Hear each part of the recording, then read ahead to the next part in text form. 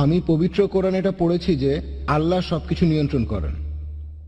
তখন আমাকে একজন বলেছিল, যেহেতু আল্লাহ সবকিছু নিয়ন্ত্রণ করেন, তাহলে আমি যদি কোনো পাপ করি অথবা কোনো ভালো কাজ করি, আল্লাহ সেটাও নিয়ন্ত্রণ করছেন। আর আমি একজন মুসলিম নাকি অমুসলিম, অন্য কোনো ধর্মের, আল্লাহ সেটাকেও নিয়ন্ত্রণ করছেন। আমি যুক্তিটাতে ঠিক পুরোপুরি সন্তুষ্ট না, তবে এ সম্পর্কে আপনার মন্তব্যটা চাই। ভাই প্রশ্ন করলেন যে আপনার এক বন্ধু প্রশ্ন করেছেন যে কোরআন বলছে ওয়াল্লাহু আলা কুল্লি শাইইন কাদির, এর অর্থ আল্লাহ সবকিছুর উপর প্রভুত্ব করেন, সবকিছুর উপরে প্রভুত্ব করেন। এখন কেউ যদি ভুল করে বলে তিনি সবকিছু নিয়ন্ত্রণ করেন, সে যদি মুসলিম হয়, এখানে আল্লাহ সবকিছুর উপরে প্রভুত্ব করেন, প্রশ্নটা কি আপনার? নিয়ন্ত্রণ মানে কথাটা ঠিক বুঝতে পারছি না। তবে মুসলিম হয়ে থাকলে বলি আল্লাহ প্রভুত্ব করেন, হ্যাঁ কথাটা ঠিক। কেউ ভুল করে ভাববে তার ক্ষমা করার ক্ষমতা আছে, হ্যাঁ সেটাও আছে। কোন অমুসলিম হয়তো ভাববে সবকিছুর উপরে আল্লাহর ক্ষমতা আছে, হ্যাঁ আছে। আল্লাহর ক্ষমা করার ক্ষমতা আছে কিনা জানতে চাচ্ছেন? মানে আমি বলতে চাচ্ছি, আল্লাহ তালাই তো আমাদের ভাগ্য লিখেছেন। আপনি ভুল উদ্ধৃতি দিয়েছেন। ভেবেছিলাম আপনি এটা নিয়ে কথা বলছেন। যেটা বলছেন সেটা তাকদীর, অদৃষ্ট, যে আল্লাহ সুবহানাহু ওয়া তাআলা আমাদের অদৃষ্ট লেখেন আর সবকিছু অদৃষ্ট অনুযায়ী ঘটে। আপনি যে আয়াতের উদ্ধৃতি দিয়েছিলেন সেটা ঠিক না। আল্লাহ নির্দিষ্ট করে দেন। আর বেশিরভাগ ধর্মই হোক, সেটা হিন্দুইজম, ইসলাম, আমরা মানি অদৃষ্ট বলে একটা জিনিস আছে, সবকিছু অদৃষ্ট মেনেই হয়। এখন প্রশ্ন হলো, যদি এটা আমার অদৃষ্টে লেখা থাকে যে আমি চুরি করব, আর চুরি করলাম, কাকে দোষ দেব? আল্লাহ। আল্লাহ অদৃষ্টে লিখেছেন আমি চুরি করব, সেজন্য চুরি করেছি, কাকে দোষ দেব? আল্লাহকে। নিজেকে দোষ দেবো কেন? যদি আমার অদৃষ্টে লেখা থাকে যে আমি মানুষ খুন করব, যদি অদৃষ্টে লেখা থাকে আর খুন করি, কাকে দোষ দেব? আল্লাহকে দোষ দেব। যদি আমার অদৃষ্টে লেখা থাকে আমি অমুসলিম হব, অমুসলিম হলাম, কাকে দোষ দেব? আল্লাহকে। তাহলে আমি দোজখে যাব কেন? ভাই আমরা কদর অর্থাৎ অদৃষ্টে বিশ্বাস করব, কিন্তু মানুষ এটাকে বুঝতে ভুল করে যে এই অদৃষ্ট কি। আর যেমন ধরেন, একটা উদাহরণ দিচ্ছি, ধরেন একটা ক্লাস, সেখানে 100 জন ছাত্র আছে, আর বছরের শেষ দিকে ফাইনাল পরীক্ষার আগে টিচার বললেন তুমি হবে ফার্স্ট ক্লাস ফার্স্ট, তুমি পাবে সেকেন্ড ক্লাস, আর তুমি ফেল করবে। তারপর ফাইনাল পরীক্ষা হলো, পরীক্ষা শেষ, রেজাল্ট বের হলো, প্রথম জন ফার্স্ট ক্লাস ফার্স্ট হলো, পরের জন সেকেন্ড ক্লাস, আপনি ফেল করলেন। উদাহরণ দিচ্ছি, কিছু মনে করবেন না। এখন আমি আপনাকে প্রশ্ন করি, যে ছেলেটা ফেল করেছে, যে ছাত্রটা ফেল করেছে, সে কি টিচারকে বলবে যেহেতু আপনি বলেছিলেন সেজন্য ফেল করেছি? আপনি কি টিচারকে দোষ দেবেন? না। যেহেতু টিচার 1 বছর পড়িয়েছেন, তিনি জানেন যে এই ছাত্রটা খুব মনোযোগী, ঠিকমতো পড়াশোনা করলে সে ফার্স্ট ক্লাস ফার্স্ট হবে, সেকেন্ড ক্লাস, এটা ফাঁকিবাজ, ঠিকমতো লেখাপড়া করে না, ফেল করবে। টিচার অনুমান করেছিলেন বলেই কি তাকে দোষ দেবেন? না। একইভাবে আল্লাহ সুবহানাহু ওয়া তাআলা, তিনি এই টিচারদের চাইতে অনেক বড়, তার হচ্ছে ইলমে গায়েব, তিনি ভবিষ্যতের কথাগুলো জানেন, তিনিই হলেন সবচেয়ে বড় টিচার। তবে আল্লাহ তাআলা, তার রয়েছে ইলমে গায়েব, তিনি জানেন যে ভবিষ্যতে কি হতে যাচ্ছে, আল্লাহ তাআলা আগেই সেটা লিখে রাখেন। যেমন ধরেন একটা রাস্তার সামনে দাঁড়ালেন, 5টা রাস্তা, 1 2 3 4 5, আপনি যে কোনো একটা বেছে নেন, বেছে নিলেন রাস্তা নম্বর 2। এখন আল্লাহ আগে থেকেই জানেন যখন এই লোকটা ক্রস রোডের সামনে আসবে সে বেছে নেবে 2 নম্বর রাস্তা, আল্লাহ আগে থেকে সেটা লিখে রেখেছেন। এই লোকটা যখন এখানে আসবে সে বেছে নেবে 2 নম্বর রাস্তা, আল্লাহ লিখেছেন বলে এটা হচ্ছে না, কিন্তু এমনটা ভবিষ্যতে হবে বলে আল্লাহ আগে থেকে লিখে রেখেছেন। বুঝতে পেরেছেন? আল্লাহর আছে ইলমে গায়েব। ধরেন আপনি পাশ করলেন কলেজ থেকে, হতে পারেন ডাক্তার অথবা হবেন ইঞ্জিনিয়ার, আপনি ঠিক করলেন ডাক্তার হবেন। এমন না যে যেহেতু আল্লাহ লিখে দিয়েছেন তাই আপনি ডাক্তার হবেন। আল্লাহ জানেন কলেজ থেকে পাশ করার পর আপনি ডাক্তার বা ইঞ্জিনিয়ার হতে পারেন। আপনি সব সাবজেক্টে ভালো নম্বর পেয়েছেন, পিসিবিএম, ফিজিক্স, কেমিস্ট্রি, বায়োলজি আর ম্যাথ, ভালো নম্বর, আপনি ঠিক করলেন ডাক্তার হবেন। আল্লাহ জানেন আপনার চয়েস দুটো, আপনি ডাক্তার হবেন, তাই আল্লাহ লিখে রেখেছেন আপনি ডাক্তার হবেন।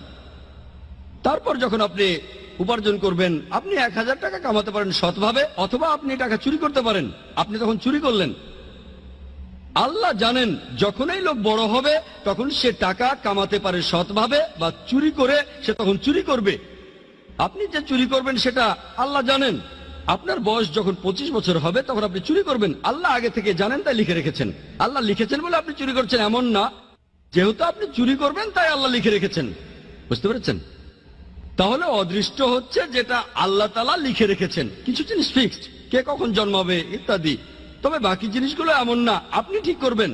সেজন্য আল্লামা ইকবাল বলেছেন, খুদ কো কার ইতনা বুলন্দ কিয়া তকদির কে পহলে আল্লাহ আপনি বান্দে সে খুদ পুছে বাতা দে রাজা কিয়া है। অর্থাৎ নিজেকে এতটাই মহান বানাও যে অদৃষ্ট লেখার আগে আল্লাহ নিজে জিজ্ঞাসা করবেন তার বান্দাদের যে তোমার ইচ্ছা কি।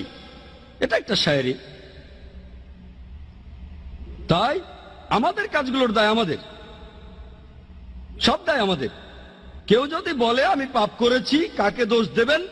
তাকে দোষ দেবেন। আল্লাহ আমাদের সুযোগ দিয়েছেন, এই যে নির্দেশনা, এটা মানুন। মেনে চললে ভালো, না মানলে দায় আপনার। একইভাবে কোনো অমুসলিম, সে যে মুসলিম না, দোষটা কার? আমাদের নবীজি মুহাম্মদ সাল্লাল্লাহু আলাইহি ওয়াসাল্লাম বলেছেন, প্রত্যেক শিশুই দ্বীনুল ফিতর নিয়ে জন্মায়। সবাই জন্মায় মুসলিম হয়ে। মুসলিম মানে যে আল্লাহর কাছে নিজের ইচ্ছাকে সমর্পণ করে। প্রত্যেক শিশুর জন্মের পর তার হার্টবিট আল্লাহর কথা বলে, তার শ্বাস প্রশ্বাস আল্লাহর কথা বলে, তার চিন্তা ভাবনা আল্লাহর কথা বলে। পরবর্তীতে যেটা হয় তাকে প্রভাবিত করে তার গুরুজনেরা, তার বাবা মা। তখন সে মূর্তি পূজা শুরু করে, সে আগুনের পূজা শুরু করে, তারপর সে অমুসলিম হয়ে যায়। তাই যখন কোনো অমুসলিম ইসলাম গ্রহণ করে, সঠিক শব্দটা কনভার্ট না, এটা হচ্ছে রিভার্ট।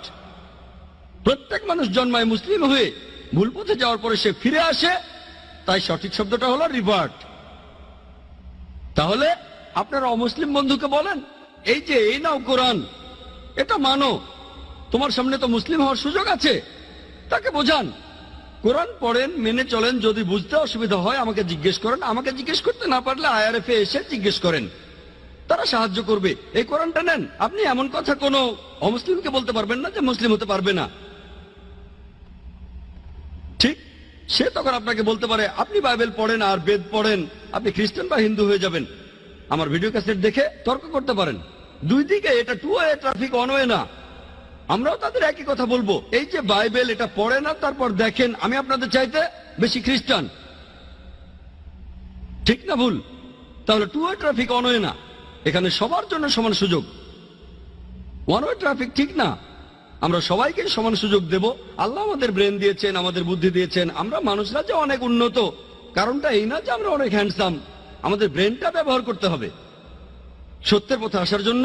আপনারা অমুসলিম বন্ধুকে বলেন, হ্যাঁ আল্লাহ আমাদের সবাইকেই সুযোগ দিয়েছেন, আমরা বেঁচে যেতে পারবো। তবে আল্লাহ আগে থেকেই যে এই লোক কোরআন পড়ার পরে মুসলিম হবে কিনা, প্রথম জন, দ্বিতীয় জন, এখন আল্লাহ জানেন প্রথম জন মুসলিম হবে, দ্বিতীয় জন হবে না। আমি বা আপনি জানি না, আমি শুধু উদাহরণ দিলাম। আমি আসলে জানি না প্রথম লোকটা মুসলিম হবে নাকি দ্বিতীয় লোকটা, দুজনে হবে নাকি কেউ হবে না। আমি শুধু উদাহরণ দিলাম, যদি মুসলিম হয় সেটা তার তকদিরে হবে। সে কোরআন পেয়েছে, তারপর পড়েছে, হয় সেটা মেনেছে নয়তো মানেনি। কোরআন বলছে যে কিয়ামতের দিন যারা এই সত্য ধর্মকে ত্যাগ করেছে তাদের কেউ কথা বলবে না, ও আল্লাহ আপনি অবিচার করছেন। তারা শুধু বলবে আমাদের মাফ করুন। আল্লাহ বলবেন দেরি হয়ে গেছে, দেরি করেছ। আল্লাহ তাআলা বলেছেন যেসব লোকজনকে দোজখে পাঠানো হবে তারা কেউ বলবে না যে আল্লাহ তাআলা অবিচার করছেন। সবকিছু একেবারে তাদের সামনেই থাকবে। এখন আমরা ভিডিওতে আগের জিনিস দেখতে পারি, আল্লাহ কিভাবে করবেন সেটা জানি না। আল্লাহ বলেছেন তোমাদের শরীর তোমাদের বিরুদ্ধে সাক্ষ্য দেবে, তোমাদের চোখ তোমাদের বিরুদ্ধে সাক্ষ্য দেবে। তাই সেখানে অন্য কারো প্রয়োজন নেই। আপনি নিজেই বুঝতে পারবেন আপনার ভুলগুলো কি কি ছিল। যখন আল্লাহর কাছে বলবেন আমাকে মাফ করেন, আল্লাহ বলবেন দেরি হয়ে গেছে। সুযোগটা পাচ্ছেন এই পৃথিবীতে, এত ভুল করার পরও আল্লাহ আপনাকে সুযোগ দিচ্ছেন। ভুল করছেন, আবার সুযোগ দিচ্ছে আল্লাহ। এই জীবনের পরে পরকালে হিসাব কিতাব, শেষ বিচারের দিন আপনার কাজের উপর নির্ভর করে আপনার বিচার করা হবে। কাজের উপর নির্ভর করে আপনি যাবেন বেহেশত বা দোজখে। আশা করি উত্তরটা পেয়েছেন।